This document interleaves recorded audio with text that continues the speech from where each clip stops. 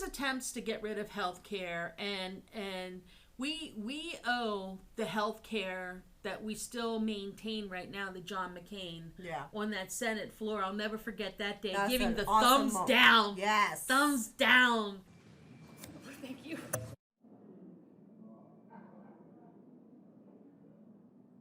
Mr. Peters.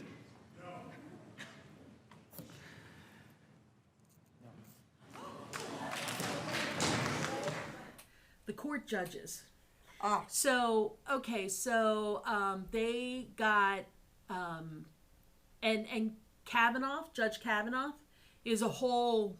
We'll save that for a show in itself, and the court judges alone we really should save for a show in itself, because this is something that is kind of like under the radar right now, but it's one of the most important things going on, because if McConnell and all them fill all these empty judges' seats from up the whole way up to the Supreme Court. This is horrible. So anything that we fight for, if there's an issue, then basically he's gonna have, not only Brett Kavanaugh, but you also have other federal judges coming in behalf of the Republicans. Right. These are conservative federal judges that they're appointing to these states, right? Right. So basically what it is that they're covering their ass. Well, they want to put them in the states. So if they wanted to try to do something, couldn't, because they have these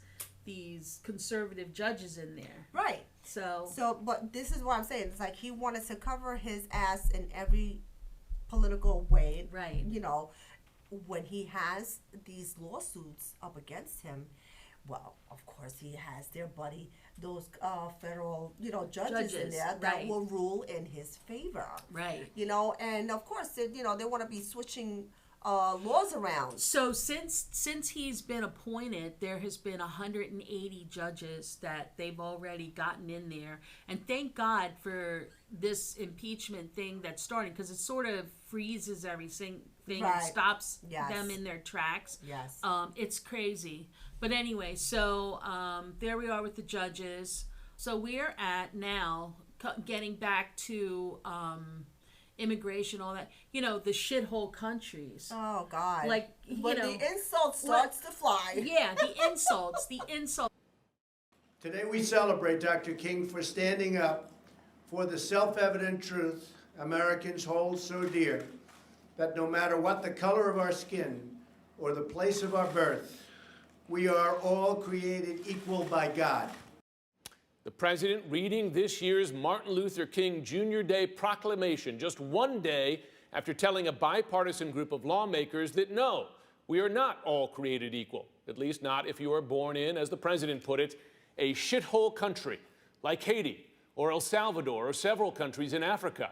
You are not, by the president's stated thinking, equal to someone born in Norway. Insults. But you never notice, like, he gets really insulty, like, when something's coming at him. Like, he called Obama a dog, Stormy Daniels horse face, Elizabeth Warren Pocahontas. Yes. We got Sleepy Biden, but now he's calling Biden something else. I can't remember. It was today or out. It was something else he was calling him too. Well, Not he Sleepy has names Biden, for everybody, And then when they call him names, like he went after Snoop Dogg when Snoop Dogg did that video against him, and he went against a couple of other celebrities that they didn't want to. He dishes it, but he can't take it. Right. So it's true. like he puts it out there, but when somebody comes back at him, he insults him back, or just gives him a stupid tag name or something like that. It's very childish. Yeah. I mean, this is a 70-plus-year-old man, and if you didn't know who Trump was before, he's really showing his true colors now. On the campaign trail, you called yourself a nationalist. Some people saw that as emboldening white nationalists. Now people are also saying I don't know why you'd that say the that. That's such a racist There are question. some people. Sit down, please. Sit down. I didn't call you. I didn't call you. I'll give you voter suppression. Excuse me, I'm not responding to you. I'm talking to this gentleman. Will you please sit down? The same thing with April Ryan. I watch her get up. I mean, you talk about somebody that's a loser. want him to rein in Robert Mueller? What a stupid question that is. What a stupid question. But I watch you a lot. You ask a lot of stupid questions. Like losers. But Frank, let me get to it. He hit me. He's not a war hero. He's a war hero. He's a war hero. 5.5 years in He's the a war POW hero because he camp. was captured. I like people that weren't captured, okay? I hate to tell you. Well, I have a pretty dim view of his decision to use his privileged status to fake a disability in order to avoid serving in Vietnam. But this is somebody who I think it's fairly obvious to most of us took advantage of the fact that he was the child of a multimillionaire in order to pretend to be disabled so that somebody could go to war in his place. I have such respect for women. I cherish women.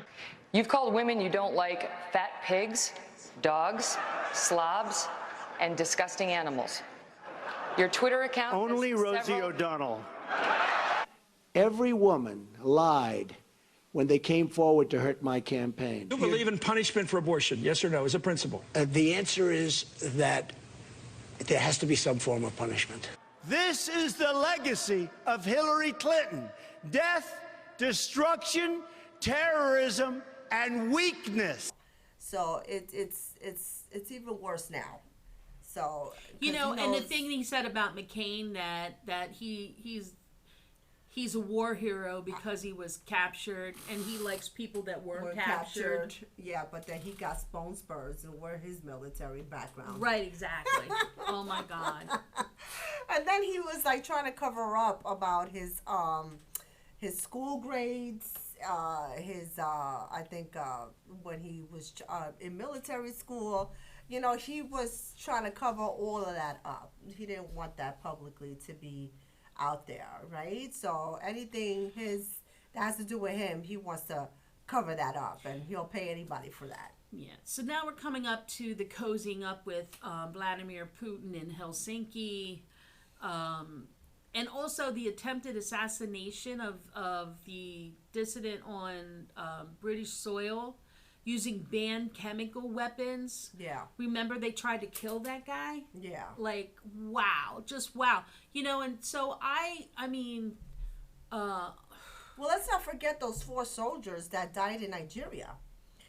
Oh, right. There was 5 of them, right? 4. Four? It was 4 soldiers, Yeah. but nobody knew what was the purpose of them being in that station. Didn't Trump give them away or something, or said something that caused? I believe it was, you know, they were sent on that part of the of that military base, but the mission was not clear as to what was the purpose of those 4 soldiers being in Nigeria, which was blasted. They died. So, you know, what was going on there? I mean, it was mentioned very briefly, but then it was hushed. Right. So everybody was like, oh, well, that's his Benghazi now, you know? Because there was no reason for those soldiers to have been stationed there. And I believe that one of the soldiers' wife, she went on to the media, and I believe one of the representatives, I think it was Maxine Waters, or one of those Congress people, was saying basically that she heard, it was the that elderly lady. She has the cowboy hat, and I think she's from Texas. Oh, Maxine Waters. No, not Maxine. Maxine She's a Florida representative. And I know who you mean. she has that. She always wears a funky cowboy hat. And she was there, and she was saying that he didn't even apologize. He didn't know her name. She heard the phone call, and it was just a disgrace that he couldn't even give her his condolences and on his behalf for the soldier that was there. Mm-hmm. So there was no explanation about what was the reason, what was the purpose of that, but that was just hushed and thrown away. So you move on to the next insult. Wow. Yeah. It's a lot when it comes down to this and even before Donald Trump was elected, he was going on about Barack Obama's birth certificate and then also the Central Park 5, which is now a movie. There was a orange-haired real estate developer in New York at the time of the Central Park jogger case who took out full-page ads in all the daily newspapers asking for the return of the death penalty and more police. Of course I hate these people, and let's all hate these people, because maybe hate is what we need if we're going to get something done. And he believed that these children should be executed, even though, of course, even the return of the death penalty would disqualify the execution of children. And it's more than anger, it's hatred. And I want society to hate them. He didn't even apologize for that, for what he said. Watch is an amazing documentary. I cried. I really cried watching the movie. It was horrific. Yes, it really was. And for anybody that doesn't know who the Central Park 5 I think this happened in the 80s, right? Right. They were basically brought up on charges for assaulting a jogger in 1989. Yes. Despite the DNA evidence that exonerated them. Yes. So they spent a lot of time in jail for something that they didn't do, and Donald Trump wanted them executed. And he wanted them executed, yes. And he was like, oh, they did it. They killed that poor girl, and they should all be executed. Well, I think the girl lived. Yeah, she did. The jogger lived, but it was brutal. It was a brutal beating, raping, you know. But still, it's like they were targets, you know, and they said, you know what, let's put the blame on them, and let's just close the case, and that's it, you know. Yeah. So they did all this time in jail, you know. That's why, you know, there's so many situations like theirs in jail currently now, you know. And that's why I'm all for prison reform as well. You know, that has to be also, you know, reformed and revamped, because there's a lot of innocent people that are locked up in jail, and you know, and a lot of misdemeanors. So, but back to that, you know, he did put it out there, but when they were exonerated, he didn't even apologize for it. Right. People on both sides of that, they admitted their guilt. If you look at Linda Fairstein and if you look at some of the prosecutors, they think that the city should never have settled that case. So we'll leave it at that. And say, listen, I was wrong. What does it take? You know, this is to show you the character of this man and how unapologetic he is, and has no sentiment for anything or anyone. Yeah. You know, and to have a president like that, you know, I understand that, you know, you have to have a certain type of way of thinking, but there has to be some type of human, you know, and this man doesn't have it. And I just think, like, they should change the laws a little bit. I mean, I think anyone should still be allowed to run for president, but there has to be a higher standard and criteria that they have to meet. Like, for one, show your tax returns. Yeah. I have one of the world's most complicated tax returns. It's a massive return, and but I will get it done as soon as I can. I will absolutely give my return, but I'm being audited now for 2 or 3 years, so I can't do it until the audit is finished, obviously. While I'm under audit, I'm not going to release my tax returns. No lawyer would let you do that.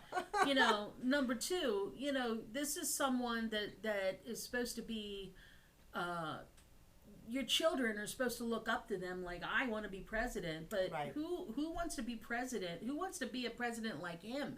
You know, I can't imagine what parents are telling their kids. You know, what are we learning in school about, you know, all of the history of the presidents and stuff, and then we have this. Well, this is why it's said so many times. History will not be kind to this man because of the way that he ran as president. Well, they can't be. It has this. It's negative. It's not a good thing. It's not a good example. It's negative.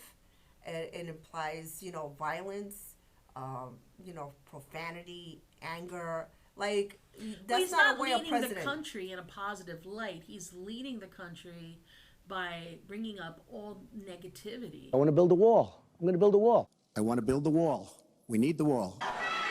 And Mexico will pay for the wall. I want surveillance of certain mosques, okay? ISIS, is honoring President Obama. He is the founder of ISIS. He's the founder of ISIS. I would say the co-founder would be crooked Hillary Clinton. Oh, throw him the hell out of here. Am I allowed to rip that whistle out of the mouth? I'd rip that. They say, I have the most loyal people. Did you ever see that? Where I could stand in the middle of Fifth Avenue and shoot somebody and I wouldn't lose any voters, okay? A lot of things that this man has done where he has dug up the shit that has been going on corroding into the government, right?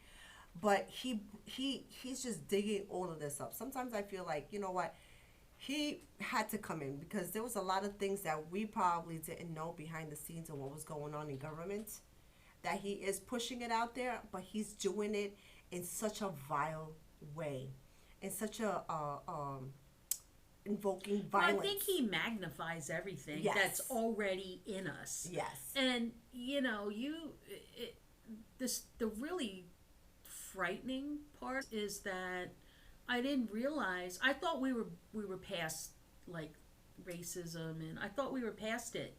And am I naive to think that, you know, we are better than this? And apparently we're not, because what he has allowed is people to say whatever they want to say. Yeah. It's almost like if you study in school existentialism. The first philosopher to have actually identified as an existentialist is probably Jean-Paul Sartre, who said that what all existentialists have in common is the fundamental doctrine that existence precedes essence. What he means by this is that we are all born without any kind of collective purpose. We are born independent individuals rather than the labels, stereotypes, etc. that society or our family or whoever decide to put on us. Our purpose or essence, as Sartre describes, is not what others place onto us, but instead ours to create through our own consciousness. Just strip down all of the rules, you know, of society, and basically you have like a wild animal that lives by instincts only. The misconception here is that one might think that they can define themselves as whatever they want and thus be whatever they want. But the reality is that while we may believe we are of a certain essence, we are in fact defined by our actions and are responsible for them. We are born into a world where our actions lack any coherent purpose, a world in which we are searching for meaning in a meaningless world. In contrast to what most of us think, Sartre believed that the amount of freedom we have is horrifying. The fact that the world is meaningless means that there are no guidelines or moral code to live by. The best thing he states, is to live authentically. By this, he means that one has to create him or herself based on their true self, rather than the external pressures of the world, and then live accordingly. In today's world, this might mean acting in opposition to the idea that we should grow up, go to college, find a good job, start a family, buy a house, send your kids to college, and then retire. Something that many of us are often pressured to do by our society, teachers, parents, and even government. Again, in existentialism, you can only assign meaning to your life. The only wrong thing you can do is to live inauthentically against your own essence. Right. Like if I'm angry, I'm gonna kill you. Yeah. That kind of thing. That's existentialism at its highest form. So this is what he has broken us down into. Yes, and I feel like that's why I said, like, ever since he became president, all of this stench that has been hidden under, now they feel that they could come out because they have a president that represents them. Yeah. So now he gives them free reign. Yeah. Yeah. That's what it is. So we'll be back. Yes, we will. Okay.